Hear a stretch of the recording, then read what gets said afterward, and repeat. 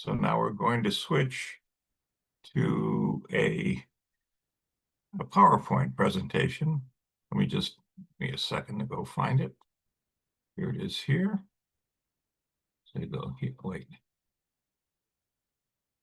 Here's the PowerPoint. We'll go to slideshow.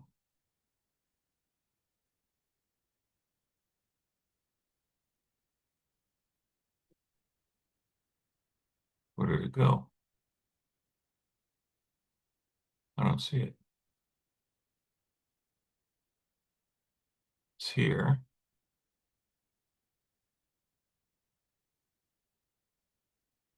Here it is. Amazing, it wasn't there before. And so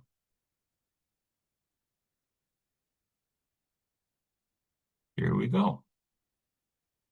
So this is going to be a two-part talk on astrology, old and new, led by Marjorie. And we just have some graphics here showing 12 houses here, or 12 different types of archetypes, according to Carl Jung. Jung he taught himself astrology and kept natal charts for every one of his clients. He never talked about it, as best of our knowledge, but he was quite knowledgeable on astrology. He didn't do people's charts for them. It's not a good thing to do in a therapeutic relationship, but he would talk about it in a general way. But he wanted it really for his own reference as he was working with people. And I feel it kind of keeps me honest. It keeps it concrete. So it's not just my own projections or my own interpretations of what I see in other people. To me, it's actually objective. There's a lot of room for interpretation, and that's significant, but you can't just make it up. sure. So here we've got a graphic of an astrologer doing all kinds of amazing things, looking out every which way. And here we have a picture of taken with modern telescopes of what it looks like out there. And it looks like a painting, doesn't it? It's incredible pictures. And then here's just some graphics showing where Venus is going, where the other planets are going, and they interact with one another with this notion of archetypes that they resonate. So with that, I'm going to turn it over to Marjorie. And here we just have some YouTube videos you can look at on Astrology 101 if you're interested in this. This is just a sampling of what's available on the web. And the one question that we dealt with before: does astrology actually work? Yes, it works, and it arises. There's an ether that goes all through space and connects everything in our universe. The ether is a foam. These are particles that are very, very small. And so things like electrons or protons hop from one ether compartment to another one. That's how they move. And so the ether fills up what we would call space. And the ether is coated with blocks of information. This is what Ron Cowan directly observed, and we've covered this elsewhere. And this information is constantly scanning the world all around it. And if there's a change, then the information will detect it and store it. But the information, in fact, controls all the forces in the universe, all the forces that we're aware of. It are captured in the algorithms, in the information. So let's talk a little bit about ether. It was an ancient concept.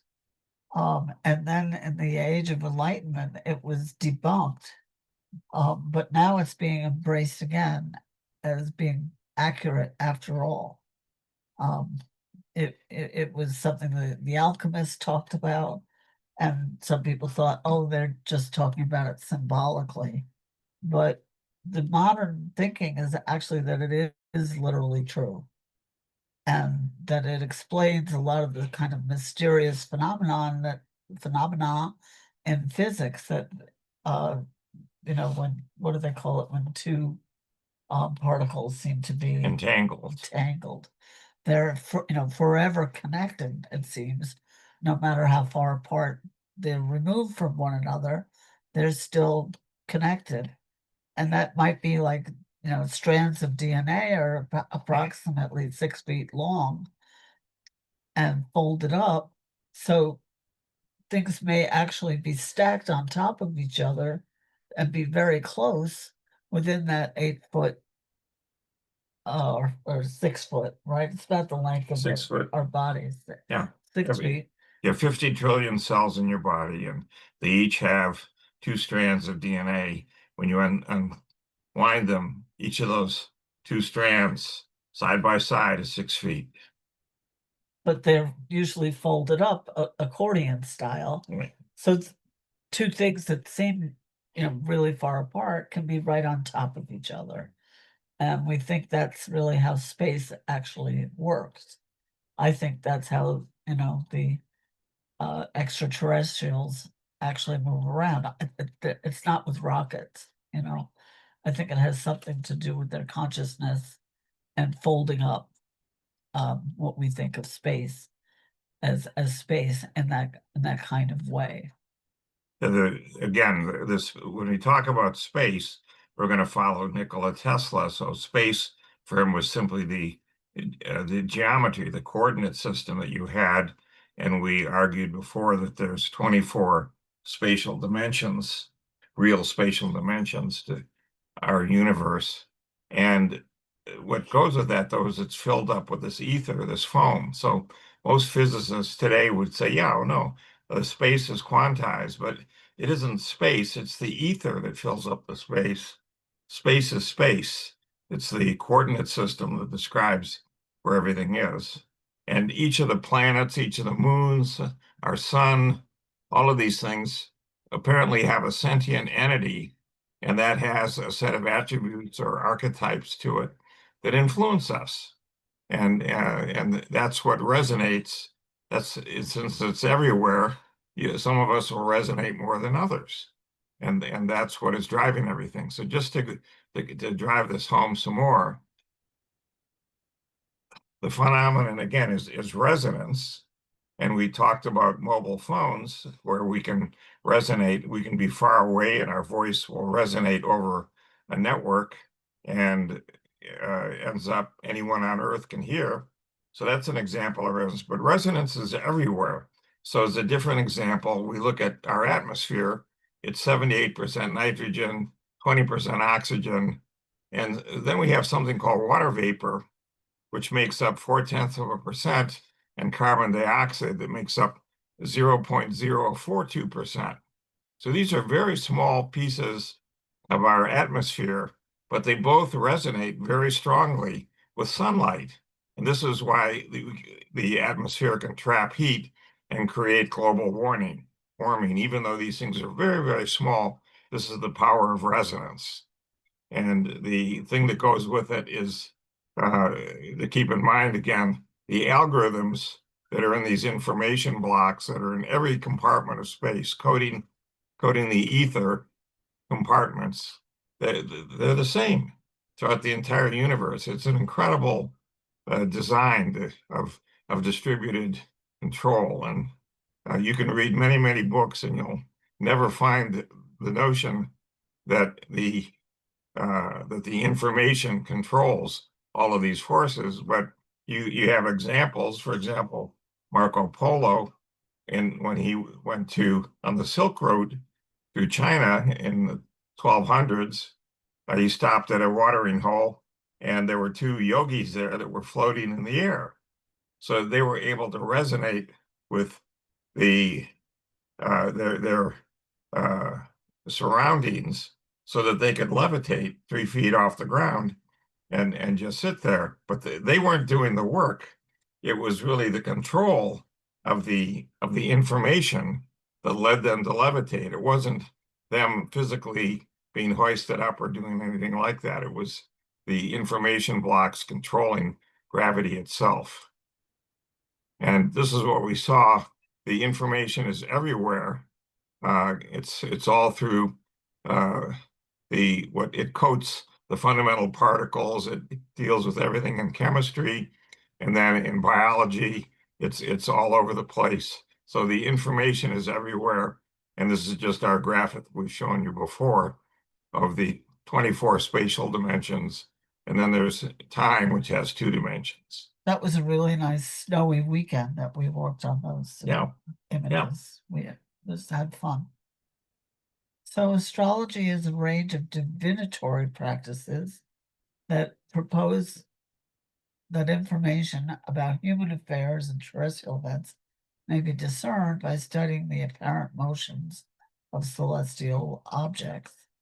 Different cultures have employed forms of astrology since at least the second millennium before the Common Era, and these practices likely originated in calendrical systems used to predict seasonal shifts and to interpret celestial cycles as signs of divine communications. Now, the Mayans were extremely attuned to eclipse cycles, and they could predict them with more accuracy than we can with computers today. We don't know why exactly, but it had something to do with numerical patterns that they were very keyed into. Um, and there's something in the algorithms and um, the progressions of these cycles that they were incredibly accurate at anticipating. So I don't claim to understand why, but I have respect for the fact that we've gained and lost a lot of knowledge repeatedly over the millennia. So if we're going to do some personal astrology, which is a relatively new phenomenon, new practice, we begin with a natal chart or a birth chart, and that's based on the exact place of birth and the exact time. So the time you're born determines the archetypes that will resonate with you the most strongly throughout your life. And that's because they're either close to the ascendant, which is where the sun rises in your chart, or the midheaven, or some other point that makes them strong in your chart, which is unique. You know, even twins don't have exactly the same charts. And you can see the kind of archetypal patterns. You can't see what's going to happen for somebody next Thursday in the chart. At least I can't. I don't know anybody who could ever. But you can see patterns and other things. You get other kinds of insight. I say it's not really important what's going to happen next Thursday. It's going to happen or it isn't. I think you get actually more freedom from the more you learn about astrology to create. So it's how to work with the archetypes can be the kind of insight that you can get out of having the right kind of astrological interpretation done.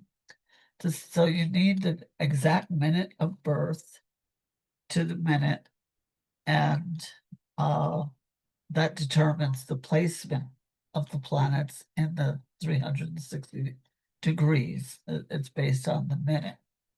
A lot changes within a day, but not that it's not the whole orientation of the whole chart. That changes by the minute, actually, which is kind of interesting.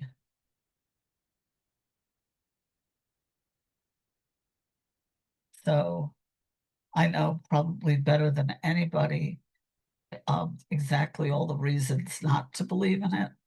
And I started studying it as a skeptic when I was just about 30, going into my 30th year, which is a significant time astrologically. That's a full cycle of Saturn, and we say that's when you become an astrological adult, when you turn 30, because it's gone through the entire cycle once, and it goes through 3 times normally if you make it to 90. And there's different, developmental cycles with that. And turning 30 is usually when people start to think about getting married and settling down, having children, and becoming responsible. And Saturn has a lot to do with responsibility and getting serious and concrete. That's part of its symbolism. So, astrology was, really at its height in a lot of ways, um, in the medieval period, and Dante was an expert astrologer, even though he took this public position against it. That's because the church was just, starting to pivot. But it was required study at all the universities, and they were all run by the church at one point. Then they decided to keep the knowledge to themselves. But before then, it was part of any what responsible education included astrology, and I'm sure the Vatican, vaults are full of incredible information about it. Um, but that changed with the age of so-called Enlightenment. Um, so yeah, it was considered part of any responsible education, whether it was the Chinese or the Hindus or in Europe. Western astrology is said to come out of Mesopotamia, the Middle East, now known as Iraq.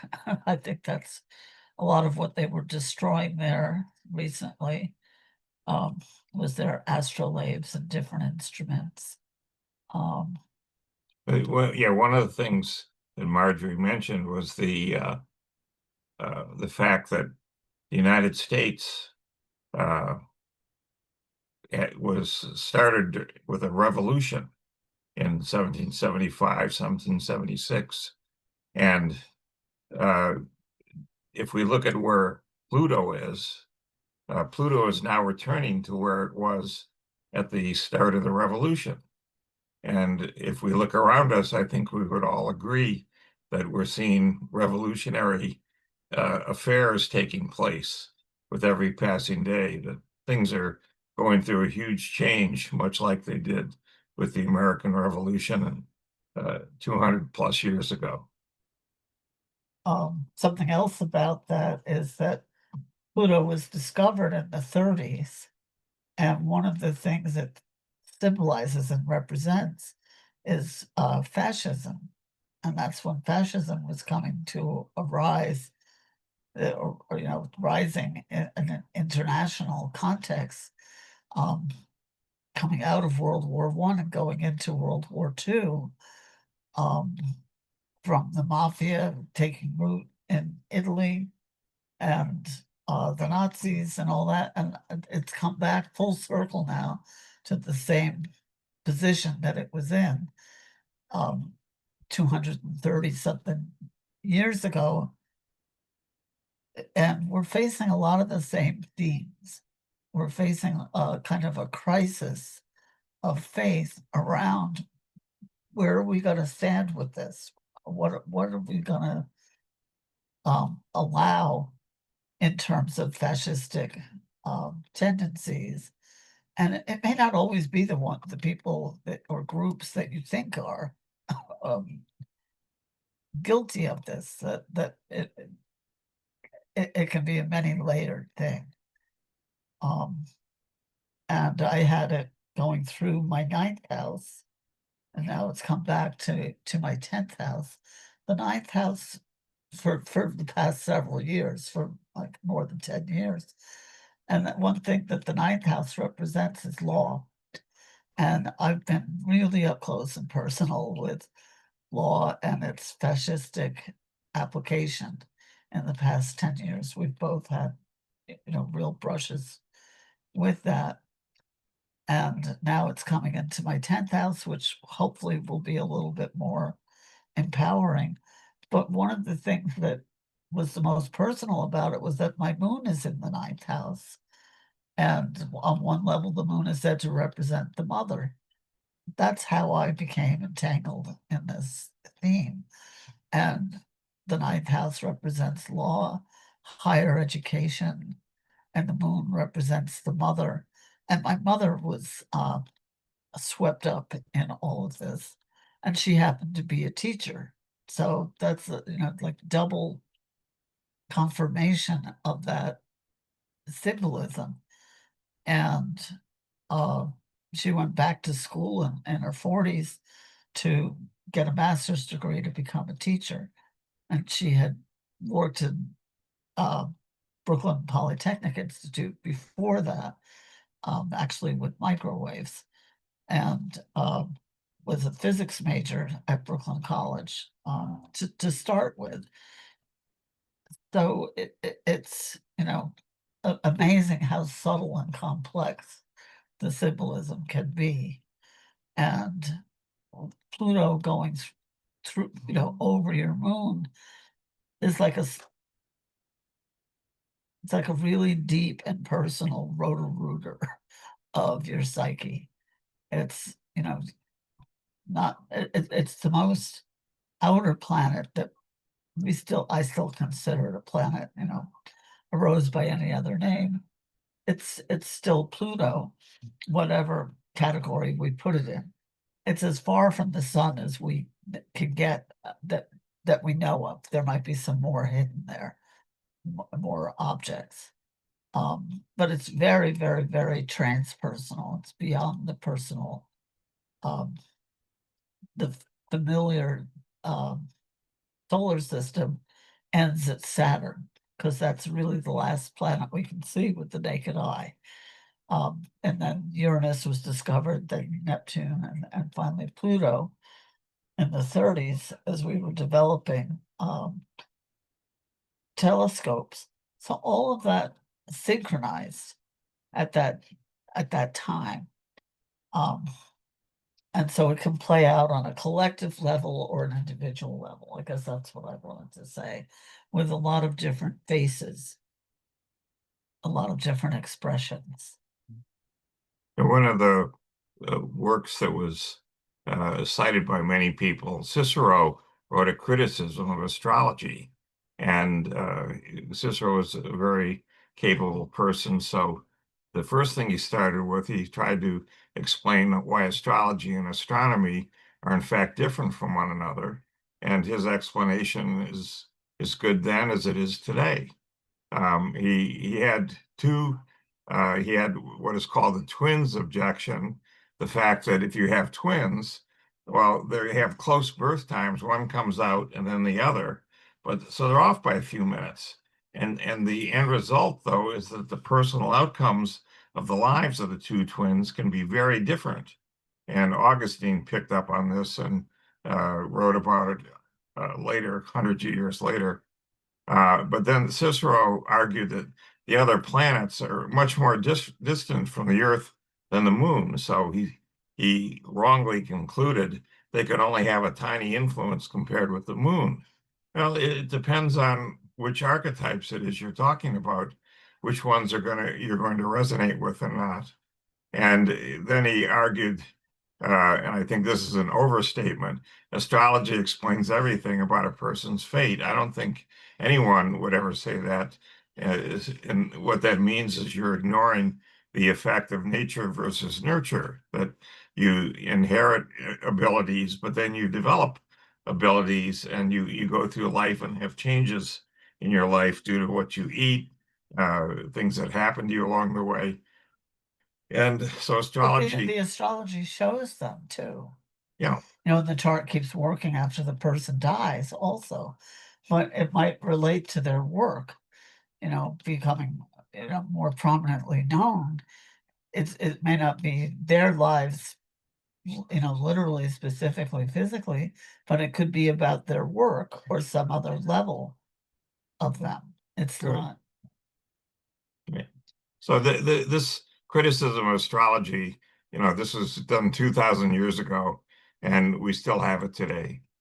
Having said that, But there, we say it also shows your likely inherited traits, and so on. They show up in the chart. right, It doesn't ignore them. right. They're two modern philosophers of science, Karl Popper and Thomas Kuhn. So we start first with Karl Popper, and he Popper had a criterion of false viability. So, because of this criterion that he adopted, he said that astrology is pseudo-empirical. So it appeals to observation and experiment, but it does not come up to scientific standards, meaning that scientific disciplines exceed astrology, and astrology has not responded to falsification through experiment. Well, we'd have to see exactly what these things were for him to make those statements. Uh, Again, people can misinterpret uh, looking at charts and doing various inferences. They can make mistakes. So we don't know if these are just mistakes or if there's something intrinsic. Nothing jumps at me that says that this is the case, but uh, that's Karl Popper's very well known. And then in contrast to him, Thomas Kuhn uh, argued that the process and the concepts of astrology are really not empirical.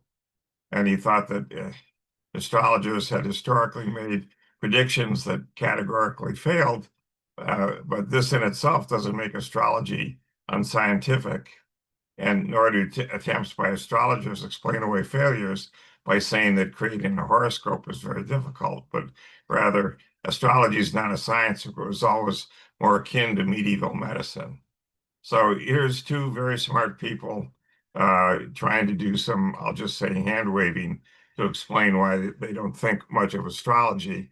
But if you look at what they're saying here and just step back and examine the words, they, they, they're really doing the same sort of thing in their criticisms. So this is calling the kettle black. And they're not talking about real astrology. Right, Real astrologers don't think you can predict what's going to happen next Thursday. They know you can't. We probably think that less than other people. But there's been a lot of research done, particularly by two astrologers, on the statistical incident. But it depends on what you're looking at. What are you measuring statistically? Statistics can lie about all kinds of things. And sure. that's used in medical science and science all the time.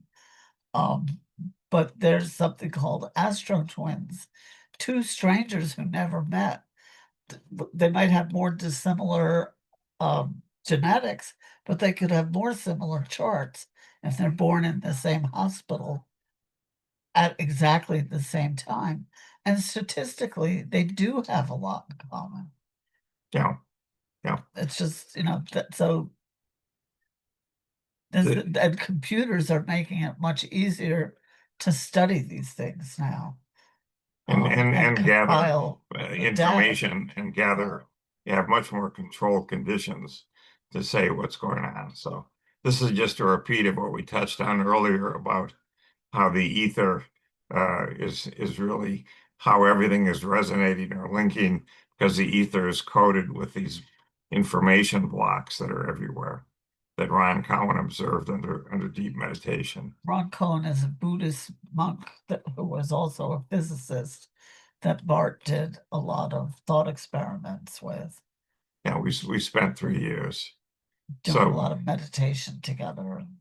another side to it is this book called Hamlet's Mill by Giorgio di Santilla and Herta von Decken. And here they claim that early Neolithic discovery of the precession of the equinoxes, which, you would say that's astronomy, this appears to be associated with some very long-lived civilization because the precession takes place over 26,000 years. And people aren't going to be living through that. They're going to be living to a very small fraction of that. And yet they thought it was so important that they measured it very precisely. And this, Ancient people measured it. yeah, this is unsuspected sophistication that really they were preoccupied with. And the knowledge about this precession and the associated astrological ages have been encoded in myths. And we call the myths uh, archetypes. They're fairy tales. They're the stories that we live by and that we resonate with. And so the story that they adopted was that of a millstone and a young protagonist. That's why the book is called Hamlet's Mill, uh, according to its old Icelandic tale here. And the authors really claim that mythology should be interpreted in terms of archaeoastronomy or the mythological language that has exclusive reference to celestial phenomena. And they, uh, made fun of other interpretations by looking at how fertile you were during agriculture. So it goes on and on. People have done all these things, but the main thing was interpreting the observed correlation between human experience and the positions and interrelationships and the cycles of the planets, including the sun and the moon. They say the myths were really mnemonic devices to remember these patterns. And it's more about, say, the cycle between Saturn and Jupiter, or father and son, um, that that's underlying the stories. And that one version of that was the myth of Hamlet, and everything that happened with his father and his father's ghost, and all of that is archetypal of the regular repeating cycle between Saturn and Jupiter, or father and son. And that was part of the original Icelandic myth of Hamlet, that we know as the Shakespeare version of it was much later, but it was extremely archetypal.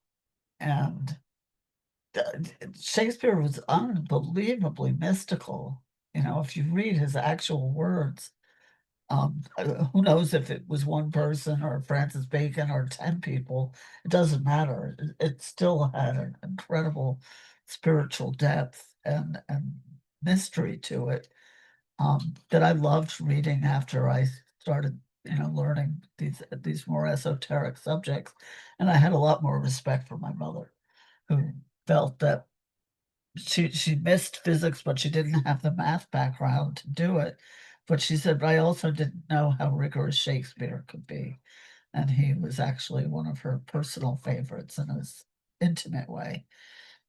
So these are the kinds of things that you can see in astrology and talk about. And it's far more meaningful than what's going to happen next Thursday. And it's not saying that you don't have free will. I believe it can enhance your free will. So, but this book, Hamlet's Mill, is a masterpiece. It was actually written by two professors at Bart's alma mater, which was MIT.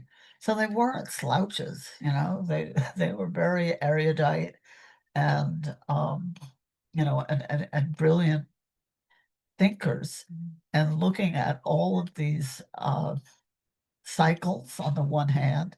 There's a lot of beautiful illustrations in the book, and the math of all of that. And then the, I don't know, cross section Mhm. of thousands of myths from various cultures and various languages talking about these same cycles. I thought it was incredible when I stumbled upon it. Okay. So the planets are plotted against the backdrop that they're moving.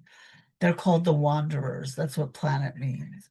The zodiac are the fixed stars, and they tend to stay, except that the whole sky is moving, which is the precession. But they stay in the same relationship to one another, whereas the planets move. And that's really what we're looking at. We count the sun and the moon as planets, and we don't count the Earth.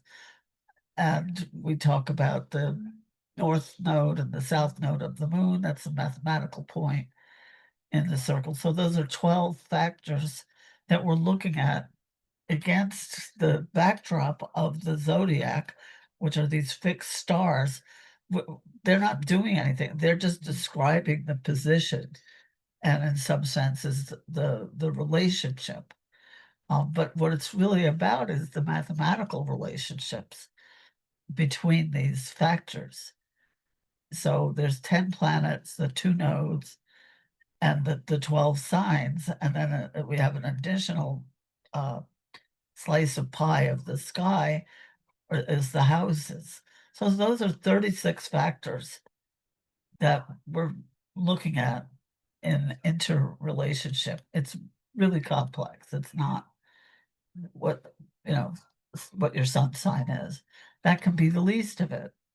Somebody like Bart, he has, I think, 6 planets and his ascendant all in the same sign as his sun sign, as the sun is in. So is the moon and his ascendant. So for him, it's going to be very strong, but it could be in a different sign from your sun, and it might have absolutely like no real bearing on your character. So some people absolutely swear by astrology and they think their sun sign is the be all and end all. Other people, it has very little to do with them because it's not strong in their charts. But people will just make these assumptions. It has nothing to do with the newspaper columns. That's the least of what it is. And nobody ever really believed in that. They didn't in ancient times, they didn't in medieval times. If anybody does now, it's nobody who knows anything about actual astrology. Yeah, So the signs that we're talking about, the four elements, fire, earth, air, and water, uh, they keep with the nature of the element. So they're fire signs like Aries, Leo, and Sagittarius that are deemed to be energetic, warm, enthusiastic, inspirational, and often extroverted, whereas the water signs, Cancer, Scorpio, and Pisces, are associated with emotional sensitivity, compassion, inwardness, and depth of feeling. I'm Scorpio. And but he's 5 planets in Scorpio plus his ascendant. right, So that's different from somebody with just a sun sign there. right. So these things all get mixed in when you go study it. And the traditional astrology is concerned with these planets going out to Saturn, as we talked about. And uh, modern astrology picks up on Uranus, Neptune, and Pluto, or Chiron, or there'll be some other thing that people are going to come up with that's going to be the farthest out planet or planetoid. We'll see. They're looking for it right now. But any viewpoint on Earth, each of these planets in its orbit appears to pass in turn through each sign of the zodiac. At any given moment, a planet will be positioned in one particular sign. There'll be a configuration with the other planets known as aspects. And if two planets appear close to one another, within a range of, say, 10 to 12 degrees, there's a conjunction, which is deemed to be significant, and so forth. So there's many things here that Marjorie has studied that lead you to looking for these sorts of patterns in relationships. I started out as a complete skeptic, and I studied for 3 years before I really started reluctantly believing in it. I thought there was something there. I thought all these people couldn't be, so blind. these brilliant people, including Jung. Um, but I didn't really start to see the connections in a deep way until I'd studied it for 3 years, and they say it takes 10 years to make a professional, and I said, "Oh, that's crazy. I'll be able to get the basics down in a year, and, I'll have it really down in 3 years tops." Well, it was 3 years before I really began to be fluent in the language. It's a lot like learning a language, and it was 10 years. You need experience. You need to see how it's likely to show up in real life and not just in theoretical assumptions. Um, there are these synodic cycles. There's many books on this. Um, but the basic region for this synodic cycle is there's this basic relationship that one over the orbital period. Here it's for Jupiter.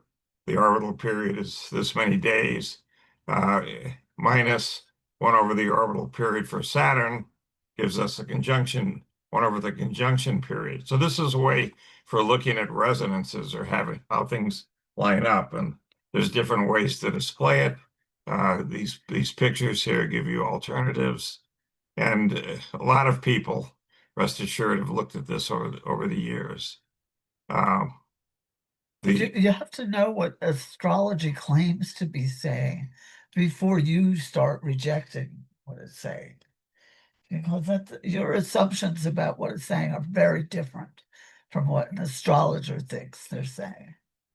Yeah, and I think that's part of the problem with Kuhn and Popper is they talked to some people and they probably didn't dig into it enough because they just didn't think it was worth their time. And so it goes. Um, I'm just looking here to see. We've covered a lot of this stuff. Two people who've written a lot about the actual statistical evidence are, we should have their names in here. Um, The my eye was just caught by Dane Roger. He was absolutely brilliant.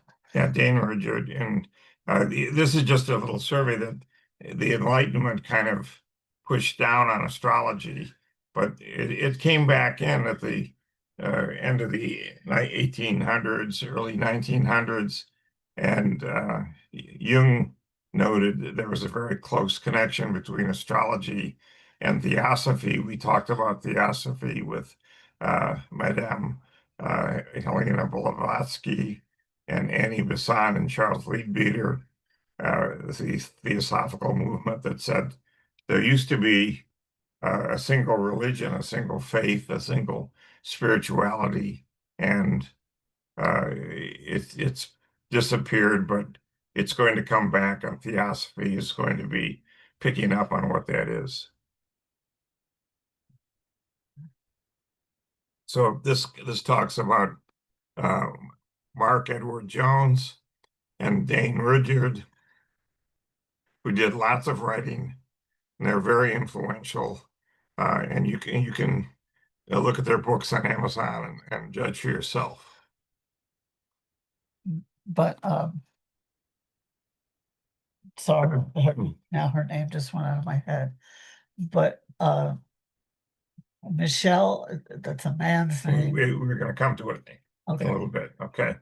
The other thing to keep in mind is some astrologers looked at the tarot and the I Ching as a way to gain insight into what's going on and so forth. And Jung, for example, was into both of these in terms of trying to understand their strengths and weaknesses. He wrote a wonderful introduction to the first real translation of the I Ching, first into German and then into English. And that essay is still, one of the Right. beginning and final words on the I Ching. And that's where I go when I really want objective insight. Um, and it's incredibly intricate and technical. No, the people forget, but Copernicus, Galileo, and Kepler all were astrologers. However, they also got into astronomy, and that led them to all kinds of interesting things. Got Galileo into big trouble because he said the Earth isn't the center of the universe. It moves around the sun, and the Catholic Church had other ideas.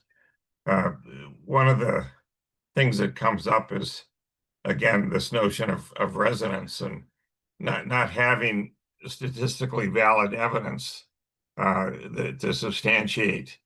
And Jung himself uh, did a lot of work on this, and we can't find anything that he really wrote on it, but he was actively involved in assessing, what is there to astrology that would give us insights into all of these things. They actually think his entire Red Book was influenced by astrology, but you have to know what you're reading to see it. Right. But that's the current thinking is that his view of depth psychology actually came out of his understanding of astrology and the concept of the archetypes and synchronicity. And then that led to him having a break with Freud, who was still caught up with everything as in deals with interpretation of dreams. And Jung simply disagreed. He said, no, there's more to it than that.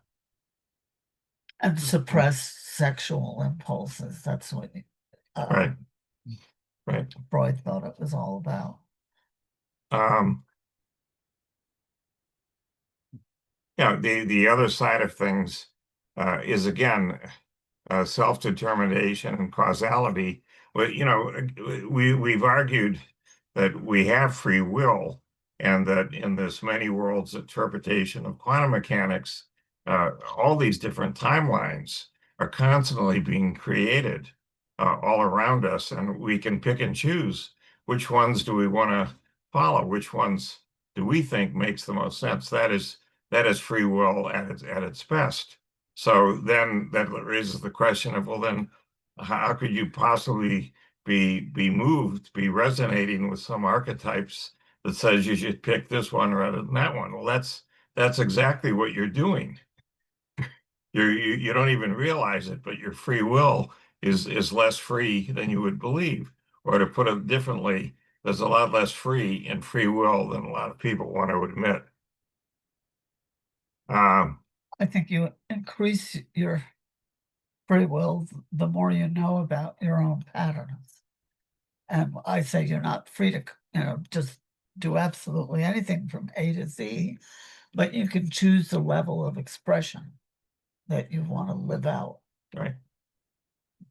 We go back to Jung again. Astrology, he felt, was the first form of psychology, which itself is a very young science, dating from the end of the 19th century, with Freud and other people giving it the aura of respectability.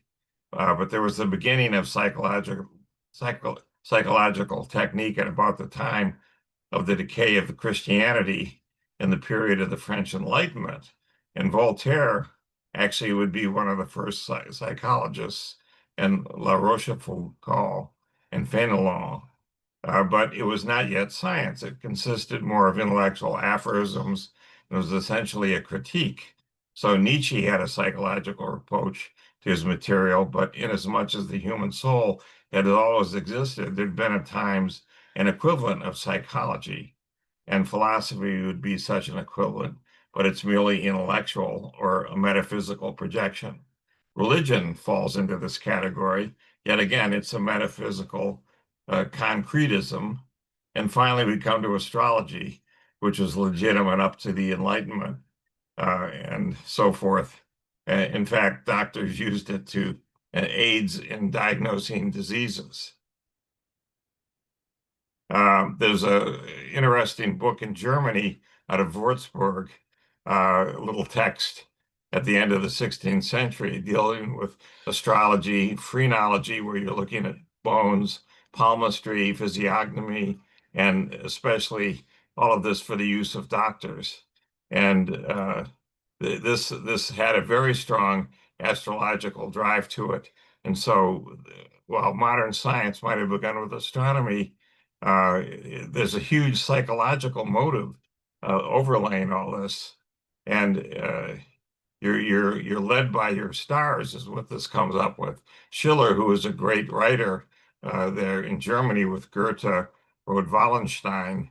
Wallenstein was a general in the 30 Years' War, where 1/3 of all of Germany was killed, the Protestants against the Catholics, 1618 to 1648. And there's a conversation between Wallenstein and the astrologer in which the latter, the astrologer, says, "In thy hearts are stars of thy fate." And that's what is the translation of astrological terms into psychological terms. So here you see this sort of linkage that Schiller felt was there, and then of course it was all dropped after this.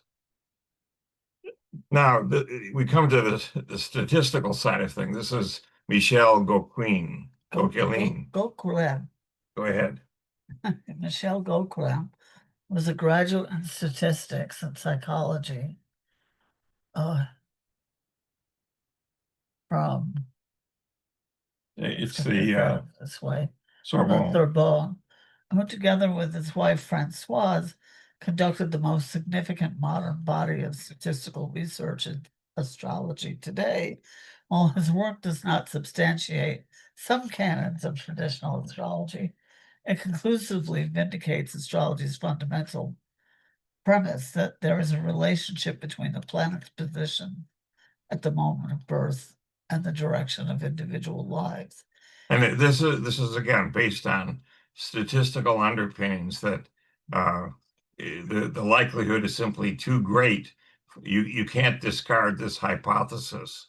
This is really what all the evidence that he saw led you to believe over any alternative hypothesis. And he set out initially to debunk it and ended up becoming convinced himself. And the result, he wanted to found a new school of thought that he called cosmobiology, because he didn't want to be associated with the flaky astrologers and the superstitious people, because he was a scientist. So he ended up publishing, hundreds of charts and little biographies that showed the themes that showed up, that he felt showed up in the charts. And he and his wife compiled, thousands and thousands of charts for data. And Lois Rodden is another woman who did a tremendous amount in this area. And she has a website just full of data of twin charts, astro twin charts, and things like that to make her point. She didn't just make it up out of her mind. So let's talk about this Mars effect, which was one of his most famous studies. That means having a Mars in a prominent sector of the chart, which means either close to the ascendant or close to the midheaven, and you need the exact time of birth to make that determination. Has a statistically significant correlation with the occupations of Becoming a physician. Of people. Yeah. There are a number of them, but The first study was these 576 charts, and the people there became physicians. The second study had 508 births, but these were for professions dealing with Mars, which deals with athletes, Saturn with scientists, the moon with writers, and Jupiter with authors, actors, and politicians.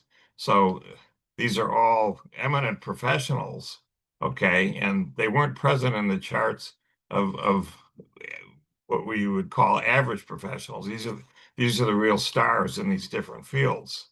And again, statistically, the chance of this happening is in the millions to one chance.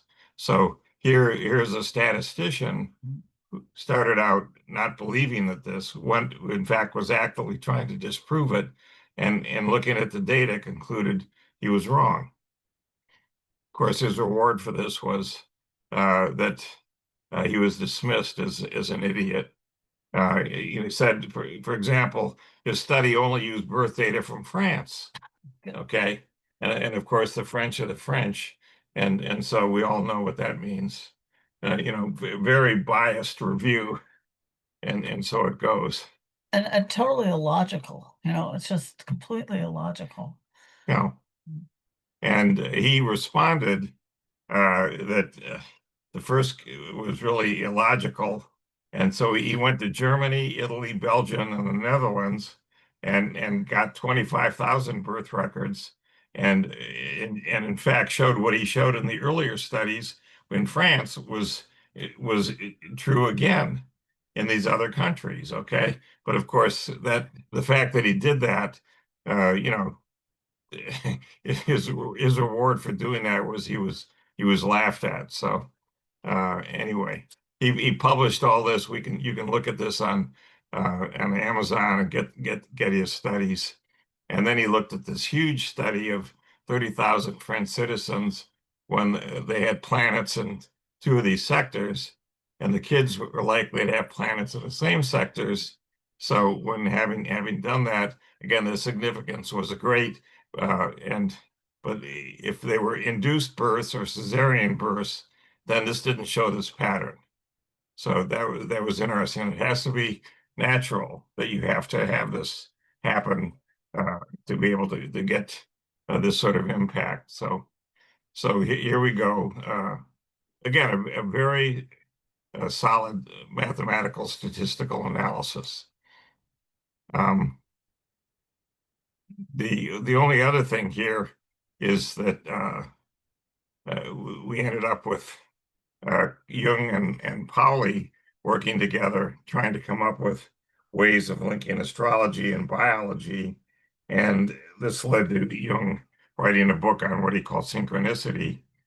Uh, and the thing that we just talked about, the precession uh, of the North Pole over 25,772 years, a little under 26,000 years. So if there's 12 constellations, we divide this by 12, and we end up with epochs of 2,148 years. So we've just ended the age of Pisces, and we're now in the age of Aquarius, is what that says. Um, Anything you want to say about this? I guess we've covered this.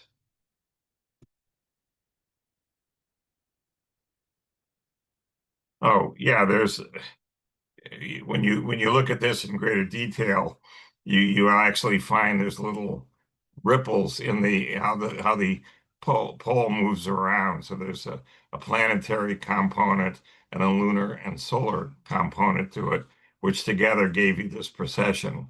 And so it goes. That's the And people were so preoccupied with this for thousands of years, and they passed on the knowledge. I mean, not everybody has the time to sit around watching the night sky right. all night and watching where they would put sticks up on a hill in the distance so that they could see where the sun rose every day and where it set. And, so they were measuring these things in primitive ways, but they were that's where they got the idea of a degree being a degree, and there being Hmm. 360 degrees in a circle. It's because of the circle of a day and the cycle of a year. And they were going to huge amounts of trouble to do this. It wasn't nothing. And they were really paying attention with this the notion of an aeon or an eon or an era. of 26,000 years. It was just a huge focal point for art, for so many things, architecture and religion.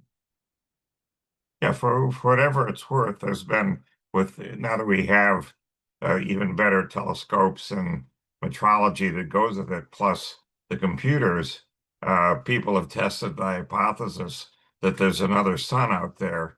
40% of all the stars in the Milky Way galaxy are double stars.